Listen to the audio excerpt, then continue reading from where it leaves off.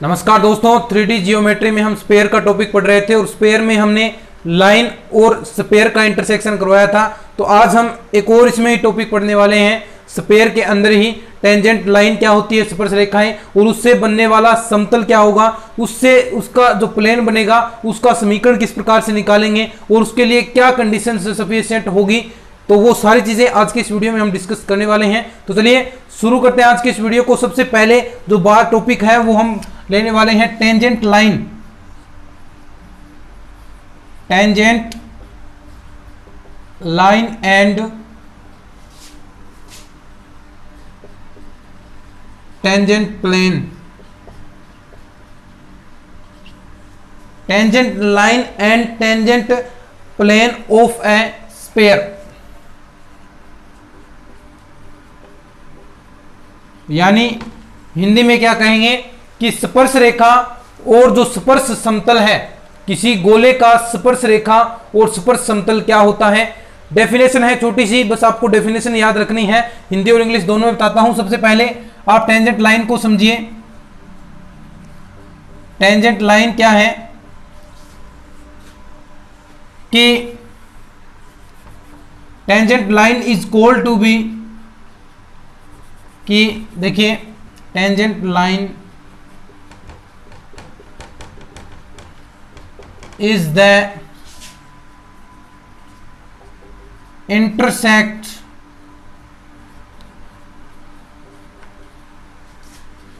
Of two points, two coincident point, coincident points on a sphere. या आप इसे लिख सकते हैं कि ए लाइन, आप डायरेक्ट ऐसा लिखें, a line is called tangent line if it the intersect of two coincident points on a sphere, यानी गोले पर दो संपाती बिंदुओं से गुजरने वाली कोई रेखा है, वो क्या कहलाएगी दोस्तों, टेंजेंट लाइन कहलाएगी। और इससे, इस टेंजेंट लाइन से जो आपके पास पॉइंट्स था, उस पॉइंट से और पॉइंट्स का जो लोकस होगा, द लोकस ऑफ पॉइंट, आप इसकी टेंजेंट प्लेन की डेफिनेशन लिखेंगे, the locus of A points is called, the locus of A points is called, क्या कहलाएगा, टेंजेंट प्लेन।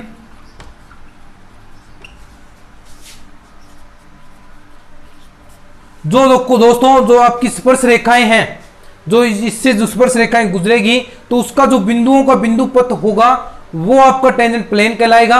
और जो टेंजेंट लाइन है, यानी जो एक लाइन ऐसी लाइन होगी जो स्पेयर को दो पॉइंट्स में कोइंसिडेंट करे, दो पॉइंट से काटे, तो वो लाइन क्या कहलाएगी, आपकी टेंजेंट लाइन, और ये टेंजेंट प्लेन कहलाएगा। तो एक बार आप इसका स्क्रीनशॉट ले सकते हैं कि इससे बनने वाला स्पर्श रेखाओं द्वारा बनने वाला पथ तो क्या कहलाएगा, स्पर्श रेखाओं द्वारा पथ बनने वाला क्या कहलाएगा, टेंजेंट प्लेन। और वो लाइन है वो इस प्रकार की जो दो पॉइंट्स पर काटे वो टेंजेंट लाइन होगी। तो एक बार इसका स्क्रीनशॉट ले लीजिए। फिर हम नेक्स्ट टॉपिक पर बढ़ते हैं।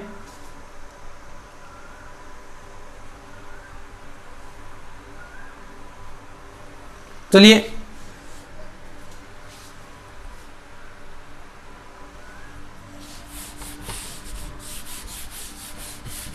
ये एक इंपॉर्टेंट टॉपिक है दोस्तों। उसके बाद जो छोटे छोटे टॉपिक्स होंगे उसके हम डायरेक्ट फॉर्मूलेज याद करेंगे। आपको मैं डायरेक्ट फॉर्मूलेज बता दूंगा कि जो शक्ति होती है, पावर पॉइंट होता है, उसका फॉर्मूला क्या होगा, आपके ध्रुव क्या होंगे प्लेन के, तो वो सारी चीजें आपको फॉर्मूले के बेस्ड हैं और फॉर्मूले आपको याद करने हैं। तो अब देखिए इक्वेशन ऑफ, ये थोड़ा सा समझने वाला पॉइंट है, बाकी इसमें और कुछ नहीं है। Equation of a tangent plane, यानी स्पर्श समतल का समीकरण।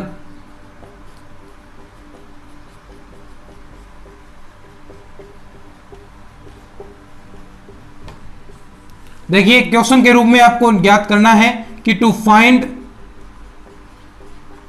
The tangent plane equation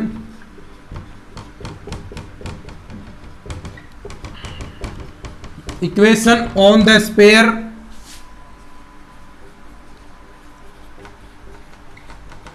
at point x1 y1 z1। देखिए क्या कहा है कि आपको to find the tangent plane equation, यानी आपको स्पर्श समतल की समीकरण ज्ञात करनी है गोले पर, और आपको ये पॉइंट दे रखे हैं, एक पॉइंट आपको दे दिया है, इस पॉइंट पर आपको स्पर्श समतल का समीकरण ज्ञात करना है। देखिए चीजें आसान है, बस थोड़ा थोड़ा चीजों को समझते जाइएगा और सारी चीजें आपको समझ में आ जाएंगी। तो सबसे पहले आप बताएं मुझे कि जो स्पेयर का इक्वेशन होता है, हम इसे प्रूफ कर रहे हैं, प्रूफ देखिए या प्रूफ कहें या सॉल्यूशन कह दें। स्पेयर का इक्वेशन आपको अच्छे तरीके से याद है, x square plus y square plus z square plus 2ux plus 2vy plus 2wz plus d बराबर 0, इक्वेशन नंबर 1। तो यहां से इसके कोऑर्डिनेट क्या होंगे दोस्तों, -u -v और -w, और एक कोऑर्डिनेट आपको दे रखा है ये C पॉइंट है, और ये पॉइंट जो आपको दिया है ये मान लीजिए P point, x1 y1 z1। तो इन दो पॉइंट से गुजरने वाली कोई रेखा भी गुजरेगी, कोई सीपी रेखा गुजरेगी इन दो पॉइंट से, तो उसके दिक् अनुपात क्या होंगे, आप पहले रेखा के समीकरण निकालिए और वहां से जो एक्स वाई जेड की वैल्यूज होती हैं वो वैल्यूज निकालें। तो वो वैल्यूज क्या आएंगी दोस्तों, ये दिक् अनुपात आ जाएंगे x1 प्लस यू, और यहां पर y1 प्लस v और z1 प्लस w। ये आगे दोस्तों सीपी रेखा के दिक् अनुपात, सीपी रेखा के दिक् अनुपात, जो आपकी सीपी रेखा है उसके पॉइंट्स आ गए, कोऑर्डिनेट आ गए सीपी रेखा के, जो आपकी सीपी रेखा थी उसके कोऑर्डिनेट्स आ गए हैं। अब देखिए आपने सीपी रेखा के दिक् अनुपात निकाल लिए। अब देखिए क्या चीजें होंगी, ये पॉइंट्स आ गए आपके पास, मान लीजिए ये आपके पास लाइन है, थोड़ा सा इसे एक बार स्क्रीनशॉट ले लीजिए, फिर मैं आपको कुछ और चीजें इसमें समझाता हूं। एक बार स्क्रीनशॉट लीजिए, जगह थोड़ी सी कम है दोस्तों।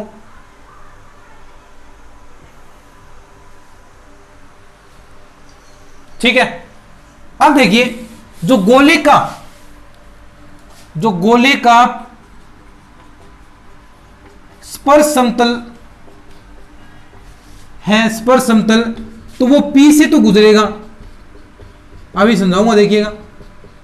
P से गुजरेगा तो क्या होगा, CP के लंब होगा, लंब होगा, तो स्पर्श समतल का समीकरण,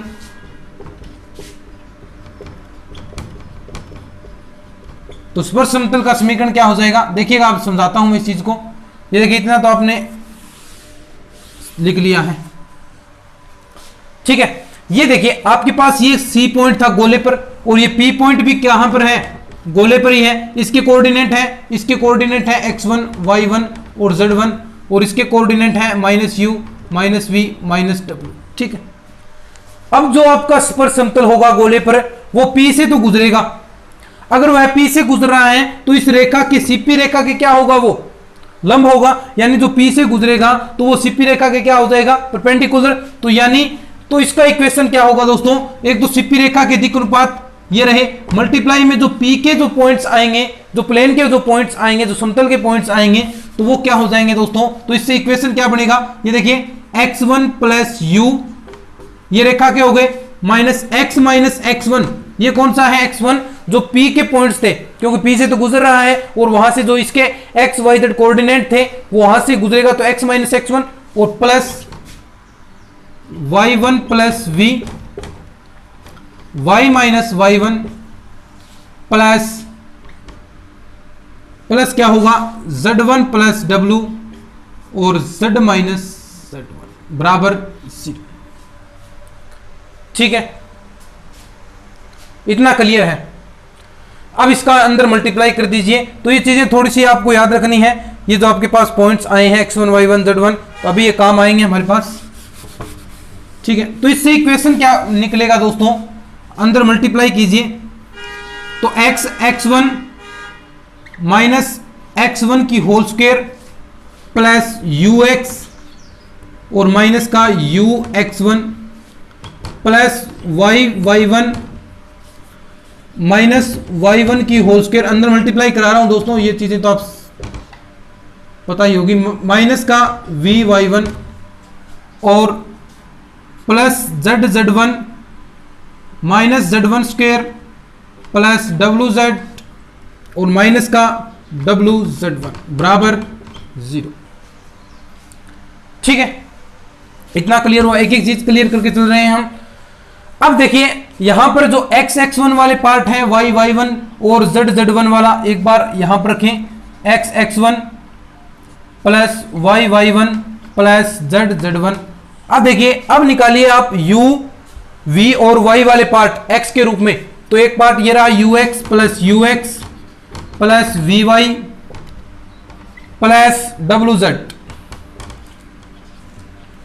अब जो पार्ट बचा, एक बार जगह थोड़ी सी कम है दोस्तों, ऊपर लिख देता हूं मैं ये थोड़ा सा, ताकि पूरा स्टेप आ जाए। x x1 plus y y1 plus z z1 और यहां पर plus ux plus vy plus wz।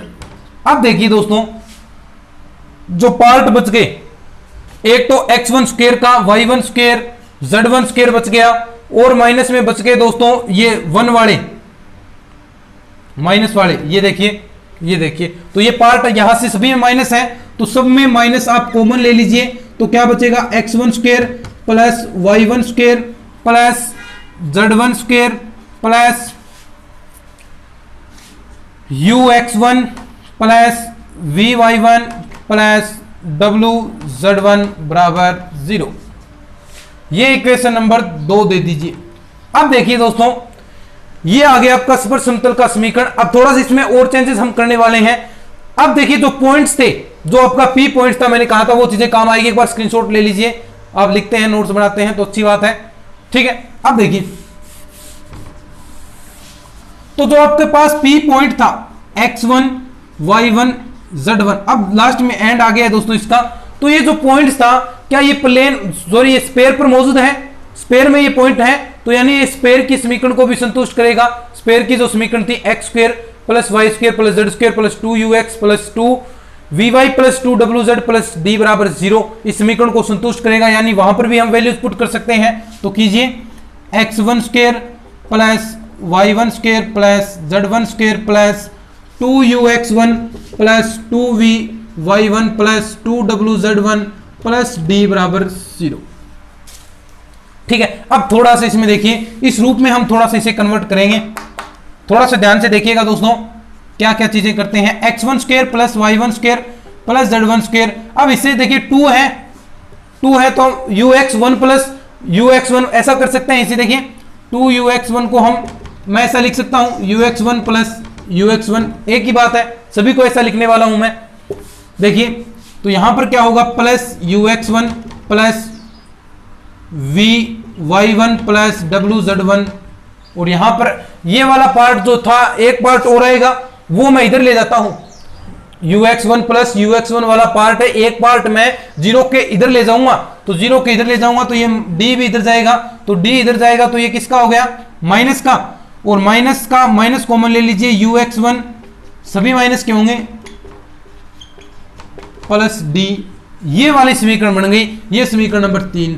अब देखिए, समीकरण 2 को देखिए गौर से, और समीकरण 3 को गौर से देखिए, क्या चीजें आपको लग रही हैं। देखिए, एक बार ध्यान से इस समीकरण को देखिएगा, आपको कुछ चीजें मिलेंगी। तो ये देखिए, ये वाला पार्ट है, इतना पार्ट देखिए, क्या ये इस पार्ट के बराबर है, इतना पार्ट इस पार्ट के बराबर है। यानी आप इधर इसे 0 के इधर ले जाएंगे तो ये बराबर में इतना आएगा, तो ये वाला पार्ट बराबर है, तो ये वाला पार्ट भी, इतना पार्ट और इतना पार्ट भी दोनों बराबर होंगे। तो क्या आंसर आ जाएगी दोस्तों, तो आपकी जो अभीष्ट समीकरण है लिखेंगे, तो अभीष्ट समीकरण 3 व 2 से अभीष्ट समीकरण, ठीक है। तो ये वाला part x x1 plus y y1 plus z z1 plus ux plus vy plus wz, ये वाला पार्ट बराबर होगा इस वाले पार्ट के। तो कीजिए, बराबर माइनस का ux1 vy1 plus wz1 plus d। अब देखिए, x x1 थोड़ा सा आगे और सोल्व कर लेता हूं, y y1 plus z z1, ये वाला पार्ट इधर आएगा तो प्लस का होगा, u कॉमन निकाल लीजिए, x x1, ऐसे ही v में y y1 प्लस ऐसे ही w में z z1 प्लस d बराबर 0। ये इक्वेशन आ गई आपकी स्पर्श समतल का अभीष्ट समीकरण, और यही चीजें आपको निकालनी थी, और ये इक्वेशन आपकी अभीष्ट समीकरण आ गई है। तो ये दोस्तों जो इंपॉर्टेंट चीजें थी आपको समझने लायक थी। अब जो आगे आएंगी चीजें वो सारी मैं आपको फॉर्मूले कराऊंगा, उनके आपको वो फॉर्मूले याद करने हैं, और समझने वाला इसमें कोई पार्ट नहीं है। यानी जो शक्ति का फॉर्मूला होगा तो वो शक्ति का फॉर्मूला आपको डायरेक्ट याद करना है, पावर पॉइंट क्या होता है, उसके पोलर इक्वेशन क्या होंगे, ध्रुवीय निर्देशांक क्या होंगे, तो वो चीजें आपको डायरेक्ट मैं लिखवा दूंगा। वो चीजें आप नेक्स्ट वीडियो में कर लीजिए, फिर हम इसके क्वेश्चन करेंगे, और उसके बाद इसका थोड़ा सा पार्ट हो रहा है, वो करने के बाद ये एक्सरसाइज आपकी कंप्लीट हो जाएगी। तो दोस्तों उम्मीद करता हूं ये टॉपिक आपको अच्छी तरीके से समझ में आया है। समझ में आया है तो अपने दोस्तों के साथ इस वीडियो को शेयर जरूर कीजिएगा। मिलते हैं इस तरह के और नई वीडियोज के साथ, तब तक के लिए धन्यवाद। जय हिंद, जय भारत।